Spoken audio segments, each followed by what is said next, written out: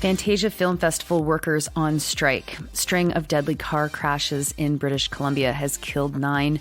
Melting Arctic ice is bad for shipping, and this apparently is surprising to the CBC. The insurance industry gave $19.5 billion to the oil industry in 2023, while climate change caused disasters are pushing claims to record levels. And Samsung workers in Korea are on unlimited general strike. Good morning. It's Friday, June 12th. I'm Nora. Here are your headlines.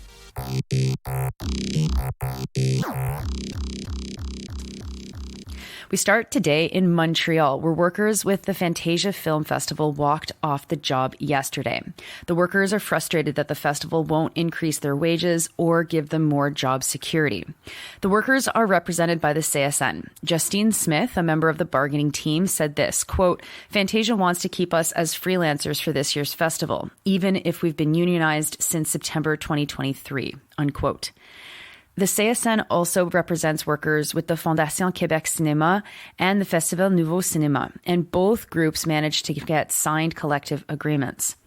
The festival starts on July 18th. It's known as an anti-Hollywood festival. The union is hopeful that progress can be made before the festival starts. And if you are a progressive person that loves indie films, you should probably be in touch with management there and say, look, it's bad enough as it is. Please at least pay these people a living wage. Next to BC, where there's been several fatal car collisions in the past week. The most recent killed 4 people. It happened at 11:30 a.m. in Carameos, BC.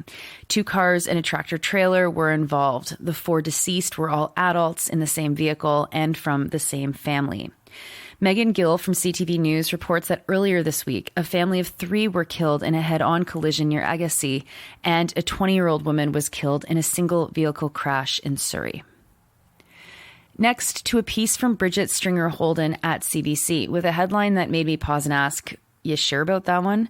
It reads, quote, melting sea ice was supposed to help Arctic shipping, but new research says otherwise, unquote. Which is like, wait, what? Melting sea ice was supposed to help something, including shipping? Are we all supposed to think that the only impact of Arctic melt is fewer icebergs? Well, apparently there was a body of research that argued that melting sea ice would make shipping between the Atlantic and Pacific faster. Stringer Holden doesn't elaborate at all about what the research she's referencing, who did it, when it was done, what exactly it said, and whether or not it was funded by shipping companies or oil companies or whatever. Well, unsurprisingly, ice melt is actually making things worse. It's releasing large pieces of ancient sea ice, which is making the Northwest Passage, quote, more hazardous and unpredictable, unquote. Yep, sounds like climate change. Then there is this line, which is also basic climate change denial. Quote, while the thick ice might seem like a temporary problem until it is melted, Cook suggests that's not the case, unquote. Suggests? Of course, what? Of course it isn't the case. If all the ice melts, entire parts of Canada will be underwater. How could anyone reasonably draw that conclusion? I feel like this is written for a grade 3 audience, and I don't know. I mean, like, this is just what turns people off of journalism right now entirely, because it's so facile and basic.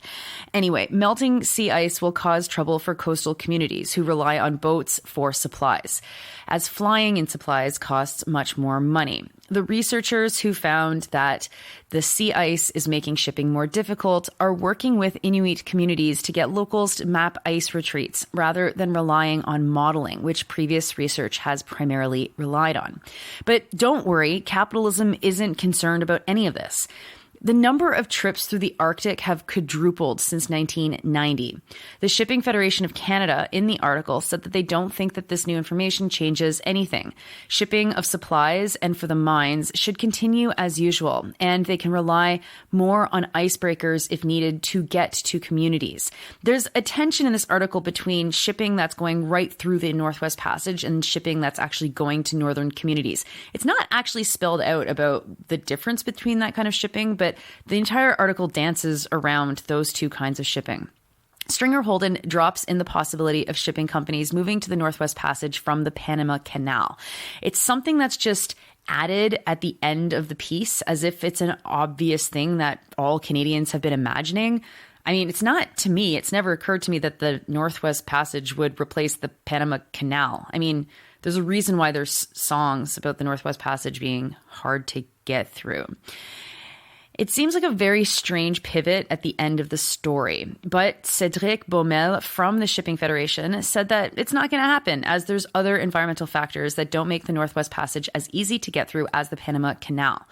As anyone with any knowledge of either area of the world, I think would probably already surmise.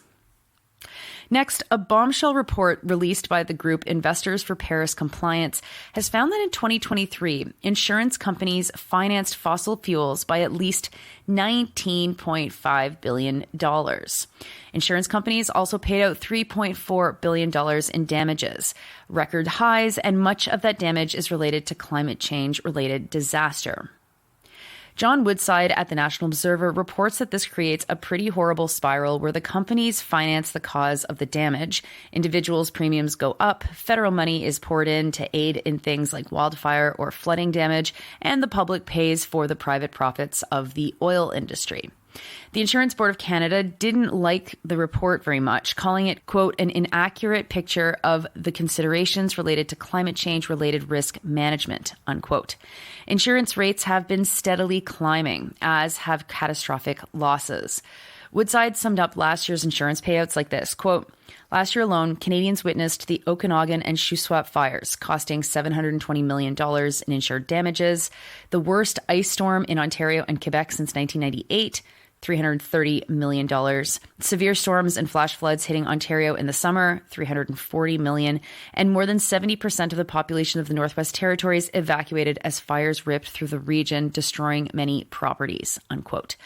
Already this year, $180 million in damages were paid out due to a deep freeze and evacuations from Fort Nelson because of wildfire. Analysts have pointed to hurricanes as being another big threat for 2024. And finally, remember the Samsung workers who were threatening to strike?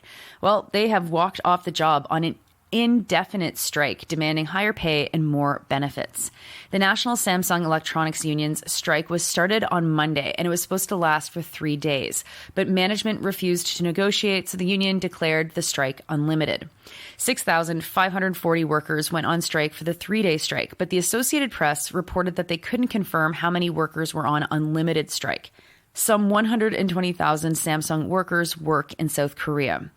The National Samsung Electronics Union is the company's largest union, and this will be the company's biggest ever strike. Workers are also represented by other smaller unions as well. Samsung has vowed to continue regular production schedules, but the union has said they will be disrupting them. There is another big strike on in Korea right now, too, and one that's been going on since February. Medical interns and residents are on strike demanding that the government change its mind about trying to significantly increase the cost of going to medical school. As always, Canadians look abroad for some lessons, some ideas, some inspiration, and maybe a roadmap on how we can get some stuff changed here.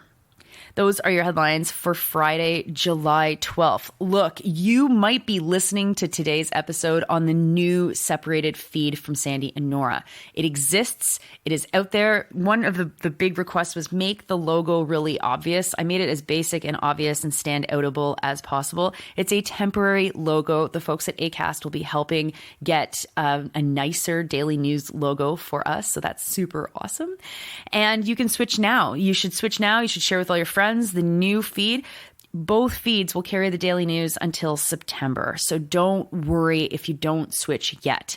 But I'm going to be bothering you about this all the time. So switch your feeds. Don't miss an episode. Have a great weekend, and I'll talk to you on the other side.